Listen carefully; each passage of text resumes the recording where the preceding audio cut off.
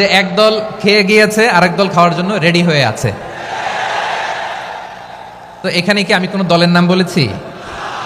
বাংলাদেশে 48টা প্রায় নিবন্ধিত রাজনৈতিক দল, কোনো দলের নাম আমি বলিনি।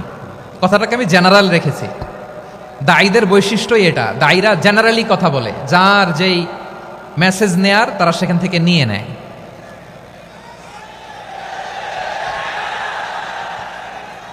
তো কোনো দল এটা নিয়ে কোনো কথা বলল না, আপনারা এটাকে নিজের গায়ে যে মাখালেন এটা ঠিক হয়নি।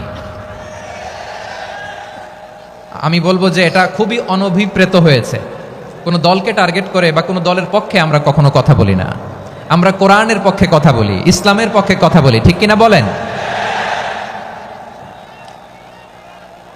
সো একটা জেনারেল কথাকে যদি আমার রাজনীতিবিদ বন্ধুরা নিজেদের গায়ে মাখেন, ক্ষুব্ধ প্রতিক্রিয়া জানান, এতে করে সাধারণ জনগণের কাছে একটা নেগেটিভ মেসেজ যাবে ওনাদের ব্যাপারে। এটা হোক আমরা চাই না। এদেশের যত এই যে আমার ভাইরা, এই যে, তা আমার প্রিয় রাজনীতিবিদ বন্ধুদের আমি বলবো, কথাটা ছিল ভেরি জেনারেল, এটা নিজেদের গায়ে মাখানোর কোনো দরকার নাই। আমরা এই যে এক্সিস্টিং যে রাজনৈতিক চর্চা, এটা থেকে আমরা বেরিয়ে আসতে চাই। আমরা চাই না এদেশে চাঁদাবাজি, দখলবাজি থাক, ঠিক কিনা বলেন? এদেশে কোনো দুর্নীতি থাক, টেন্ডারবাজি থাক, এগুলো আমরা চাই। আই হেট পলিটিক্স একটা জেনারেশন আছে, এই বেশিরভাগ জেনজি অফ সিলেট, এরা আই হেট পলিটিক্স জেনারেশন। এরা পলিটিক্সকে পছন্দ করে না। তো কেন করে না, এর দায়ভার আমাদের আছে না নাই? আছে। এবং আমরা দেখেছি ক্ষমতার পালাবদল যখন হয়, এক সরকার যায় আরেক সরকার আসে, তখন দুর্নীতির ফিরিস্তি আমরা জানতে পারি, এর আগে জানতে পারি না। প্রতিটা দলের ভেতরেই আমরা এই বাজে চর্চাটা দেখেছি। সো এখন আমাদেরকে শুধরে নেওয়ার সময় এসেছে। এটা এই সুন্দর সময়, নতুন প্রভাতের বাংলাদেশ, নতুন ভোরের বাংলাদেশ, এই সময় আমরা কাদা ছোড়াছড়ি যেন না করি। আমাদের শপথ নেওয়ার সময় এসেছে। প্রতিটি দল, নিবন্ধিত 48টি, সবগুলো দলের এখন শপথ নেওয়া উচিত যে আমরা কোনোদিন আর চাঁদাবাজি করব না, টেন্ডারবাজি করব না, দখলবাজি করব না। আমরা সবসময় দেশের পক্ষে থাকব, সবসময় দেশের পক্ষে থাকব। সেই কথাগুলো ছিল ভেরি জেনারেল। যে কথাগুলো আমরা জেনারেলি বলি, এগুলো জেনারেলি আপনারা নেবেন। আমার রাজনীতিবিদ বন্ধুদের কাছে এটাই আমার কামনা। আর এই জাতীয় বার্তা যখন আমরা দেই, তখন যদি আপনি বলেন যে পারলে রাজনীতিতে আসেন, পারলে দল করে দেখান, এটা হইল? আমি কি এরকম কোনো কথা বলেছি? না। আমি একজন মুফাসসিরে কোরআন, আমি একজন আলেম, এর বাইরেও আমার সবচেয়ে বড় পরিচয় আম আ সিটিজেন অফ বাংলাদেশ। আমি বাংলাদেশের একজন সাধারণ নাগরিক। আমার দেশের যে কোনো সমস্যা, যে কোনো ইনকনসিস্টেন্সি, অসঙ্গতি নিয়ে মত প্রকাশের স্বাধীনতা আমার আছে না নাই? আপনারাই তো বাক স্বাধীনতার কথা বলেন, ফ্রিডম অফ স্পিচের কথা বলেন, বাক স্বাধীনতার কথা বলেন। সো আপনারাই যদি আবার কোনো মন্তব্যের কারণে বলেন যে রাজনীতির মাঠে আসেন, দল করেন, দেখি কতটুকু পারেন, এটা ঠিক হবে না। তাই প্রিয় ভাইয়ের, আসুন আমরা দল মত নির্বিশেষে কাঁধে কাঁধ মিলিয়ে সোনার বাংলাদেশ গড়ি, দুর্নীতিমুক্ত বাংলাদেশ গড়ি, যে বাংলাদেশের জন্য রক্ত দিয়েছে আবু সাইদ, যে নতুন ভোরের বাংলাদেশের জন্য রক্ত দিয়েছে মুগ্ধরা, যে নতুন বাংলাদেশের জন্য রক্ত ঝরিয়েছে 24-এর যে গণ অভ্যুত্থানের প্রত্যেকটি শহীদার। আওয়াজ করে বলেন ঠিক কিনা? আল্লাহ তাআলা আমার দেশকে তুমি নিরাপদ করো, শান্তিময় করো। আমরা যেন স্বাধীন সার্বভৌম বাংলাদেশে মাথা উঁচু করে বিশ্ব দরবারে দাঁড়াতে পারি। আল্লাহ তুমি তৌফিক দান করো। আওয়াজ করে সবাই পড়ে আমিন। প্রিয় ভাইরা, আমি আর কাল বিলম্ব না করে আসুন সরাসরি মহাবিশ্বের মহাগ্রন্থ, মহাবিশ্বয় মহাগ্রন্থ আল কোরআন আল কারীমের তাফসীর শুনি। আমি আজকের এই চমৎকার রজনীতে আলোচনা করবার জন্য সূরাতুল আহজাবের 45-46 এ দুটি আয়াতকে চুজ করেছি। এ দুটি আয়াতের আলোকে কিছু কথা আপনাদের সাথে শেয়ার করব। আওয়াজ করে পড়ুন ইনশাআল্লাহ। তার আগে আসুন একটু দেখে নিই আপনারা কে কোথা থেকে এসেছেন। আপনারা সুনামগঞ্জ জেলা থেকে কারা কারা এসেছেন দেখি। সুনামগঞ্জ, মাশাআল্লাহ মাশাআল্লাহ মাশাআল্লাহ, ঠিক আছে, হাত নামাও। সুনামগঞ্জ গেল। হবিগঞ্জ, হবিগঞ্জ, ঠিক আছে, হাত নামাও। মৌলভীবাজার দেখি, মৌলভীবাজার, মাশাআল্লাহ, ঠিক আছে।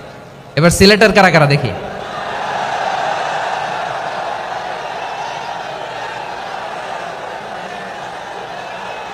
মাশাআল্লাহ মাশাআল্লাহ বক্কা বক্কা। ঠিক আছে, ঠিক আছে, মাশাআল্লাহ মাশাআল্লাহ, I like it, I love it, মাশাআল্লাহ। সুনামগঞ্জ, হবিগঞ্জ, মৌলভীবাজার, সিলেট, সিলেটের এই 4 জেলার বাইরে থেকে কারা কারা আসছেন দেখি? মাশাআল্লাহ। অন্যান্য অনেক জেলা থেকে আমার বাইরে এসেছে, মাশাআল্লাহ। আল্লাহ সবাইকে কবুল করুক। আজকের এই প্রোগ্রামকে, এই তাফসীরুল কোরআন মাহফিলকে আমাদের নাজাতের ওসিলা বানাক। 3 দিন ব্যাপী দেশের প্রথিতযশা অত্যন্ত বিজ্ঞ প্রাজ্ঞ ওলামারা যে সমস্ত আলোচনা, দিক নির্দেশনা এই মঞ্চ থেকে আমাদের জন্য রেখেছেন, আমরা যেন সেগুলোর উপর আমল করতে পারি। আল্লাহ তৌফিক দান করুক। প্রিয় ভাইয়েরা, বড় গ্যাদারিং, অনেক বড় শোডাউন, জনপ্রিয়তা, এগুলো আমাদের উদ্দেশ্য না। আমাদের উদ্দেশ্য হচ্ছে আল্লাহর সন্তুষ্টি। সিলেট, আওয়াজ করে বলো, আমাদের উদ্দেশ্য কার সন্তুষ্টি? আল্লাহর সন্তুষ্টি। ওইটা যদি পাই যথেষ্ট, আলহামদুলিল্লাহ আলহামদুলিল্লাহ। আসুন আমরা আমাদের নিয়তকে খালেস করে নেই। আমরা যা শুনবো আমলের নিয়তে শুনবো, নিজের জীবনকে পরিবর্তনের জন্য শুনবো, ঠিক কিনা বলেন? ইনশাআল্লাহ। আমি মেহরবানি করে এই যে ডান দিকে আমার ভাইদেরকে অনুরোধ করব, আপনারা মেহরবানি করে চুপ থাকবেন। অনেক এলইডি আছে, এলইডি, হ্যাঁ দেখেছি দেখেছি দেখেছি দেখেছি। কোনো এক্সকিউজ দেওয়া যাবে না, এটা নাই ওইটা নাই, এরকম কোনো কথা হবে না। এলইডিতে আমরা দেখবো ইনশাআল্লাহ। প্রিয় ভাইরা, সূরাতুল আহজাবের 45 এবং 46 নম্বর আয়াত আমি তেলাওয়াত করেছি, যেখানে আল্লাহ তাআলা বিশ্বনবীর 5টি বৈশিষ্ট্যের কথা বলেছেন। কয়টি? সবাই বলুন আওয়াজ করে, কয়টি? 5টি বৈশিষ্ট্যের কথা আল্লাহ তাআলা এই আয়াত দুটিতে উল্লেখ করেছেন। বিশ্বনবী সাল্লাল্লাহু আলাইহি ইসলামের জীবনী, ওনার বায়োগ্রাফি নিয়ে কথা বলাটা দুষ্কর, কারণ এটার কোনো শেষ নাই, কুল নাই, কিনারা নাই, বিয়ন্ডলেস, বাউন্ডলেস, বটমলেস। সুবহানাল্লাহ বলেন।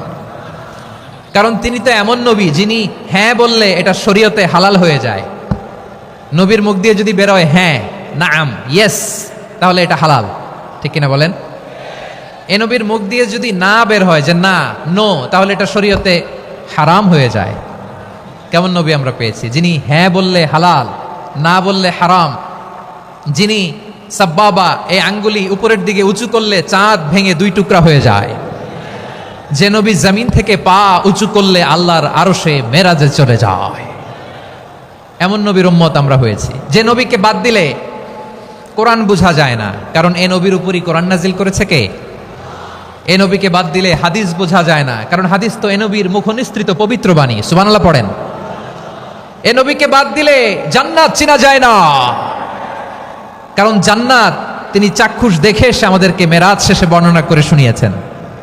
এ নবীকে বাদ দিলে জাহান্নাম চেনা যায় না, এ নবীকে বাদ দিলে আমার রবকে চেনা যায় না, ঠিক কিনা বলেন? তো বিশ্বনবীর 5টি বৈশিষ্ট্যের কথা আল্লাহ তাআলা এই সূরাতে উল্লেখ করেছেন। আল্লাহ রাসূল সাল্লাল্লাহু আলাইহি ওয়াসাল্লাম যখন মক্কাতে দাওয়াত দিচ্ছিলেন, মক্কার কুরাইশরা নানাভাবে বিষ্ণু ইসা ইসলামকে কষ্ট দিচ্ছিল, নানাভাবে ট্যাগিং করছিল, মিথ্যা অপবাদ দিচ্ছিল। কখনো কখনো তারা বিশ্বনবীকে বলছিল মিথ্যাবাদী, কাযযাব। কখনো বলছিল যে তুমি হচ্ছে জাদুকর, সাহের। কখনো বলেছে শায়ের, মুহাম্মদ তুমি কবি। কখনো বলেছে কাহেন, মুহাম্মদ তুমি গণক। এবং কখনো বলেছে মুহাম্মদ তুমি হচ্ছে মাজনুন, মানে পাগল। আওয়াজ করে সবাই পড়ুন নাউযু বিল্লাহি মিন যালিক। তাহলে বিশ্বনবীকে মৌলিকভাবে এই 5টি অপবাদ দিয়েছে। আমার কলেজা টুকরা সিলেটের ভাইরা, বিশ্বনবীর ব্যাপারে মিথ্যা অপবাদ মৌলিকভাবে দিয়েছে কয়টি? 5টি। বলেছে তুমি মিথ্যাবাদী, বলেছে তুমি গণক, তুমি কবি, তুমি পাগল, তুমি জাদুকর। বিশ্বনবীকে যে এই 5টি অপবাদ দেয়া হলো, আল্লাহ তাআলা এটা সহ্য করেননি। এই 5টি অপবাদের বিপরীতে আল্লাহ তাআলা বিশ্বনবীর 5টি চমৎকার বৈশিষ্ট্য উল্লেখ করে সূরাতুল আহজাবের 2টি আয়াত নাজিল করেছেন। আওয়াজ করে পড়েন আল্লাহু আকবার। 5টি চমৎকার বৈশিষ্ট্য সূরাতুল আহজাবের ভেতরে রব্বুল আলামিন উল্লেখ করে আমাদেরকে জানিয়ে দিচ্ছেন, ইয়া আইয়ুহান নাবিয়্যু ইন্না আরসালনাকা শাহিদান ওয়া মুবাশশিরান ওয়া নাযীরা ওয়া দাঈয়ান ইলাল্লাহি বিইذনিহি ওয়া সিরাজাম মুনীরা। পড়েন আল্লাহু আকবার। রব্বুল আলামিন ডেকে বলেন, ও নবী, নিশ্চয় আমি আপনাকে সাক্ষ্যদাতা রূপে প্রেরণ করেছি, সুসংবাদদাতা রূপে প্রেরণ করেছি, সতর্ককারী রূপে প্রেরণ করেছি, আল্লাহর দিকে আহ্বানকারী রূপে প্রেরণ করেছি, আর আলো দানকারী চেরাগ রূপে, প্রদীপ রূপে প্রেরণ করেছি। পড়েন সুবহানাল্লাহ। 5টা বৈশিষ্ট্য। 1 নম্বরে আল্লাহ তাআলা বললেন, হে নবী, নিশ্চয় আমি আপনাকে সাক্ষ্যদাতা হিসেবে প্রেরণ করেছি। সাক্ষ্যদাতা, বিষ্ণু ইসা ইসলাম সাক্ষ্য দিবেন, এজন্য শাহিদ। শাহিদ মানে সাক্ষ্যদাতা। আওয়াজ করে বলুন, শাহিদ মানে কি? তিনি সাক্ষ্য দিবেন। মুবাশশির, 2 নম্বর বৈশিষ্ট্য হচ্ছে তিনি মুবাশশির।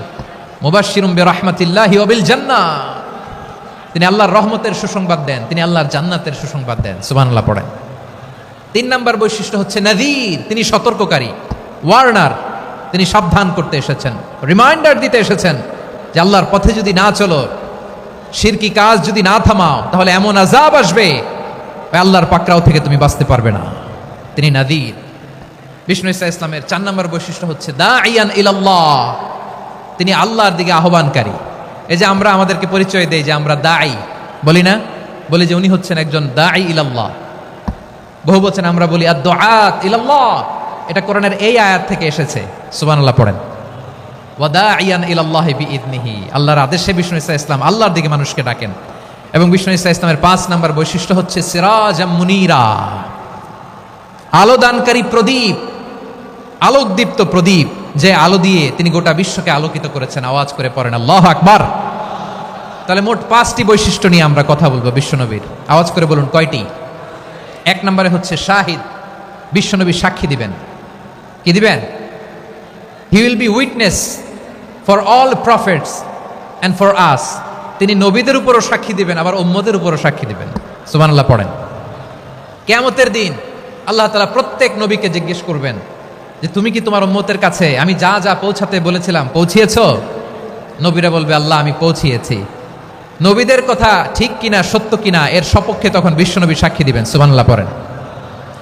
এজন্য রব্বুল আলামিন বলেন ফাকাইফা ইযা জিনা মিন কুল্লি উম্মাতিন বিশাহীদিন ওয়া জিনা বিকা আলা হাউলাই শাহীদা, তখন কেমন হবে যখন প্রতিটি উম্মত থেকে আমি একজনকে সাক্ষ্য হিসেবে বের করে আনবো, আর তাদের উপরে নবী আমি আপনাকে সাক্ষ্য বানাবো। পড়েন সুবহানাল্লাহ। তাহলে সব উম্মতের ব্যাপারে সেই উম্মতের নবীরা সাক্ষ্য দিবে, আর ওই নবীদের উপরে আমাদের নবী বিশ্বনবী সাক্ষ্য দিবেন। সুবহানাল্লাহ পড়েন। এজন্য বিশ্বনবী হচ্ছেন শাহিদ। শাহিদের আরেকটা ব্যাখ্যা হচ্ছে বিশ্বনবী সাল্লাল্লাহু আলাইহি ওয়াসাল্লাম আমাদের সাক্ষীর উপরে তিনি সাক্ষী দিবেন। তিনি নবীদেরও সাক্ষী, আবার আমাদের উপর, উম্মতের উপরও সাক্ষী। সুবহানাল্লাহ পড়েন। রব্বুল আলামিন বলেন وَكَذَلِكَ جَعَلْنَاكُمْ أُمَّةً وَسَطًا لِتَكُونُوا شُهَدَاءَ عَلَى النَّاسِ وَيَكُونَ الرَّسُولُ عَلَيْكُمْ شَهِيدًا, আর অনুরূপভাবে আমি তোমাদেরকে মধ্যমপন্থী উম্মত হিসেবে তৈরি করেছি, প্রেরণ করেছি। ব্যালেন্সড উম্মাহ, মধ্যমপন্থী উম্মাহ হিসেবে প্রেরণ করেছি, যাতে করে তোমরা সবার উপরে সাক্ষ্য দিতে পারো, আর যাতে তোমাদের নবী হতে পারে তোমাদের উপরে সাক্ষ্যদাতা। পড়েন সুবহানাল্লাহ। আমরা হচ্ছি ব্যালেন্সড উম্মাহ, আমরা সবার ব্যাপারে সাক্ষ্য দিব, আর আমাদের উপর সাক্ষ্য দিবে স্বয়ং বিশ্বনবী। সুবহানাল্লাহ পড়েন। তাহলে আমাদের নবী নবীদের উপরও সাক্ষী, আমাদের উপরও সাক্ষী। সেই বুখারীতে এসেছে আল্লাহ তাআলা কিয়ামতের দিন সাইয়েদনা নূহ আলাইহিস সালামকে বলবেন, নূহ তুমি কি দাওয়াত পৌঁছিয়েছো তোমার উম্মতের কাছে? নূহ আলাইহিস সালাম বলবেন হ্যাঁ আমি পৌঁছিয়েছি। এবার নূহের উম্মতকে আল্লাহ জিজ্ঞেস করবেন, এ নূহের উম্মতেরা, তোমাদের নবী নূহ কি দাওয়াত পৌঁছিয়েছে?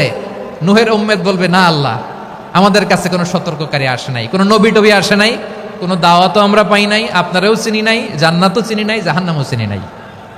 নূহ আলাইহিস সালাম বিপদে পড়ে যাবেন। তখন আল্লাহ বলবেন, নূহ তুমি বললা পৌঁছিয়েছো, তোমার উম্মত বলে কিছু পায় নাই। নূহ তোমার কি কোনো সাক্ষী আছে? তোমার কথা আর তোমার উম্মতের কথা তো মিলে না। তুমি বললা তুমি আমার নির্দেশনা দাওয়াত পৌঁছে দিয়েছো, কিন্তু তোমার উম্মত বলে পায় নাই। নূহ তোমার পক্ষে কোনো সাক্ষী আছে? নূহ আলাইহিস সালাম বলবেন আছে। কে? উম্মতে মুহাম্মাদী। তখন আমরা বলবো আল্লাহ, আল্লাহর নবী নূহ আলাইহিস সালাম তিনি আপনি যা যা বলেছেন ঠিক তা তা তার উম্মতের কাছে পৌঁছে দিয়েছে। এবার নূহের উম্মতের সাথে আমাদের ঝগড়া লাগবে। তারা বলবে তোমরা আসছো আমাদের হাজার হাজার বছর পরে, তোমরা কি করে জানলা? তোমাদের সাক্ষী ধর্তব্য হবে না? আমরা তখন বলবো আমাদের কোরআনে তোমাদের নবীর নামে আল্লাহ তাআলা একটা সূরা নাজিল করেছেন, সূরাতে নূহ। আওয়াজ করে পড়েন আল্লাহু আকবার। আমরা বলবো আমাদের কোরআনে তোমাদের নবীর কথা আল্লাহ আমাদেরকে জানিয়েছেন, দিন রাত এক করে তোমাদের কাছে তিনি দাওয়াত পৌঁছেছেন। তোমরা কানের মধ্যে হাত দিয়ে রাখতা, চেহারাটা কাপড় দিয়ে ঢেকে রাখতা, আল্লাহর নবী নূহকে পিটিয়ে ছালা দিয়ে পেঁচিয়ে তোমরা পাহাড়ে তুলে রেখে আসতা, সব আমরা জানি। আমরা যখন বলবো এই কথা, নূহের উম্মাত চুপসে যাবে। তখন আমরা সত্য বলেছি কিনা এটা আল্লাহ তাআলা জানতে চাইবে বিশ্বনবীর কাছে। তখন বিশ্বনবী আমাদের পক্ষে সাক্ষী দিবেন, আওয়াজ করে বলেন আল্লাহু আকবার। এজন্য আল্লাহ বলেন, নবী আপনি হচ্ছেন সাক্ষ্যদাতা, সব নবীদের উপর আপনি হবেন সাক্ষী, আবার আপনার উম্মতের সাক্ষীর উপর আপনি হবেন সাক্ষী। তার মানে নবী গো, কিয়ামতের কঠিন ময়দানে আপনি হবেন রাজ সাক্ষী। বিশ্বনবী কি সাক্ষী? আওয়াজ করে বলেন, রাজ সাক্ষী, সব সাক্ষীর বড় সাক্ষী। এজন্য বিশ্বনবীকে আল্লাহ তাআলা প্রথম যে বৈশিষ্ট্যটা দিয়েছেন সেটা হচ্ছেন শাহিদ। তিনি সাক্ষ্যদাতা, witness for all messenger of God and for all of us. সুবহানাল্লাহ পড়েন। তাহলে এক নম্বর বৈশিষ্ট্য বুঝতে পেরেছেন? বুঝতে পেরেছেন সবাই? মাশাআল্লাহ। এদিকে কি ভাই, এই যে জেনজি অফ সিলেট, কি তোমরা বসো না, দাঁড়াও না, যাও না, আসো না, চলে যাবা? এই লক্ষ মানুষ ঠেলে তোমরা যাইতে পারবা? হ্যাঁ,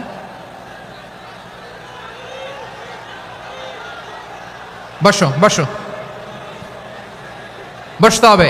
শুরুতেই তোমাদের অনেক প্রশংসা করলাম, এই যদি হয় তোমাদের প্রশংসার নমুনা, তাহলে হবে না। বসো, মেহেরবানি করে বসো, বসো।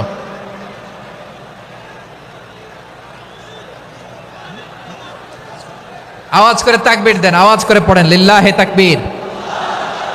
আরো জোরে আওয়াজ করে পড়তে হবে, লিল্লাহে তাকবীর, লিল্লাহে তাকবীর। আমার প্রিয় সিলেটবাসী, আমার দিকে তাকান, আমার দিকে তাকান। জি, এরকম গ্যাদারিং হইলে পাবলিক ইভেন্ট বন্ধই করে দিতে হবে আমাদের। আমার দিকে তাকান। তাহলে আল্লাহ তাআলা বিশ্বনবীর 5টি বৈশিষ্ট্যের কথা বলেছেন। একটি বৈশিষ্ট্যের ব্যাপারে আমরা জানলাম, তিনি হচ্ছেন শাহিদ, সাক্ষ্যদাতা, সবার উপরে সাক্ষ্যদাতা। 2 নম্বর বৈশিষ্ট্য হচ্ছে মুবাশশিরা, তিনি সুসংবাদদাতা। সিলেটবাসী আওয়াজ করে আমার সাথে বলো, মুবাশশিরা মানে সুসংবাদদাতা। তিনি আল্লাহর রহমতের সুসংবাদ দেন, তিনি জান্নাতের সুসংবাদ দেন। এই উম্মতের মধ্য থেকে যারা গাফেল, যারা অবাধ্য, যারা সীমালঙ্ঘনকারী, তাদেরকে বিশ্বনবী আল্লাহর রহমতের সুসংবাদ দেন। তিনি বুঝান আল্লাহর দরবার 24/7, 24 ঘন্টা খোলা। আপনি যত বড় পাপী হন, আপনি যতই অন্যায় করেন না কেন, আল্লাহর রহমতের দরিয়া, আল্লাহর রহমতের দরজা আপনার জন্য খোলা আছে না নেই? জায়নামাজটা বিছিয়ে দেন, চোখের পানি ছেড়ে দেন, 2 রাকাত নামাজ পড়ে সেজদায় লুটিয়ে পড়ে কাঁদেন। যত গুনাহ আপনার হোক না কেন, আপনার গুনাহ মাফ করে কবুল করে নিবে কে? যারা প্র্যাকটিসিং, যারা ইমানদার, তাদেরকে বিশ্বনবী জান্নাতের সুসংবাদ দেন। আওয়াজ করে পড়েন সুবহানাল্লাহ। এজন্য রব্বুল আলামিন বিশ্বনবীর পরিচয় অন্য আয়াতে এভাবে তুলে ধরেন, ওয়ামা আরসালনাকা ইল্লা কাফাতান লিন-নাসি বাশীরাও ওয়া নাযীরা। নবী হে, আমি গোটা জগৎবাসীর জন্য আপনাকে সুসংবাদদাতা এবং সতর্ককারী করে জমিনে প্রেরণ করেছি। মুবাশশিরাম বিল জান্নাত, তিনি জান্নাতের সুসংবাদ দেন, তিনি আশা জাগান। নবীর কথা শুনলে মানুষ বুকে আশা ফিরে পায়। আমার নবী কাউকে হতাশ করেন না। হতাশা বিশ্বনবীর ডিকশনারিতে নাই। তিনি মানুষকে আশাবাদী করে তোলেন। বিশ্বনবীর কথা শুনলে মানুষের হৃদয় নরম হয়, তারা আশা ফিরে পায়। বিশ্বনবীর মুখনিসৃত পবিত্র প্রতিটি কথাই আশা জাগানিয়া। সুবহানাল্লাহ পড়েন। আপনি প্রিয় নবীর মুখনিসৃত বাণীগুলো পড়েন, কথামালাগুলো শোনেন, দেখবেন আশা পাবেন, বুকে আশা পাবেন, ভালোবাসা পাবেন। কারণ তিনি এমন সত্তা, এমন পার্সোনালিটি, তার কথা শুনলে হৃদয় নরম হয়ে যায়। মনে হয় হৃদয় খুলে তারে দিয়ে দেই, সব কথা যেন তারে বলা যায়। আওয়াজ করে বলেন ঠিক কিনা? সে কোন বন্ধু বলো বেশি বিশ্বস্ত, সে কোন বন্ধু বলো বেশি বিশ্বস্ত, কার কাছে মন খুলে দেয়া যায়, কার কাছে সব কথা বলা যায়, হওয়া যায় বেশি আশ্বস্ত। তার নাম আহমদ, বড় বিশ্বস্ত। সে কোন বন্ধু বলো বেশি বিশ্বস্ত, কার কাছে মন খুলে দেয়া যায়, কার কাছে সব কথা বলা যায়, হওয়া যায় বেশি আশ্বস্ত, তার নাম আহমদ বেশি বিশ্বস্ত। যে জন কখনো ব্যথা দিতে জানে না, যে জনকে বলি মুছে দেহি বেদনা, যে জন কখনো ব্যথা দিতে জানে না, যে জনকে বলি মুছে দেহি বেদনা, হৃদয়ের হাহাকার কবুল করে নিতে আর কারে বুক এত প্রশস্ত, তার নাম আহমদ বেশি বিশ্বস্ত। এই সিলেট, এই এখানে কি কি সমস্যা? এখানে কি সমস্যা? এই যে জেনজি, এই যে লুক এট মি, এখানে তাকাও, আমার সাথে কথা বলো, ডিল উইথ মি। তোমরা ওদিকে তাকাচ্ছ কেন? ওইদিকে উত্তেজিত হচ্ছ কেন? আমার দিকে তাকাও, আমি তো তোমাদের মেহমান হয়ে এসেছি। হ্যাঁ, ইউ আর দ্য হোস্ট, তোমরা আজকের প্রোগ্রামের হোস্ট, আমি তোমাদের গেস্ট। এইরকম নমুনা করলে হবে? এই যে লক্ষ লক্ষ মানুষ বসে আছে, জায়গা পায়নি, লক্ষ লক্ষ জেনজি দাঁড়িয়ে আছে, কই এরকম তো করে না? হ্যাঁ, বসো বসো, মেহরবানি করে বসো বসো, আল্লাহর ওয়াস্তে বসো বসো। হ্যাঁ, আমার দিকে তাকাও, বসো। আর আর অল্প কয়েক মিনিট শেষ করে দিব আমি। এদিকে তাকাও, এইদিকে। হ্যাঁ, মাশাআল্লাহ, হ্যাঁ ঠিক হয়ে গেছে, মাশাআল্লাহ, হ্যাঁ ঠিক আছে, ঠিক আছে। আরেকজনকে বসুন থামুন বলার দরকার নেই, নিজে নিজে বসে যাও। এতক্ষণ তো খুব শান্ত ছিলা, ভদ্র ছিলা, মাশাআল্লাহ, ঠিক আছে। হ্যাঁ, কেউ কারো দিকে কিছু ছুঁড়ে মারা যাবে না, পানির বোতল টিস্যু ছুঁড়ে মারা যাবে না, হয়েছে? ঠিক আছে, ঠিক আছে।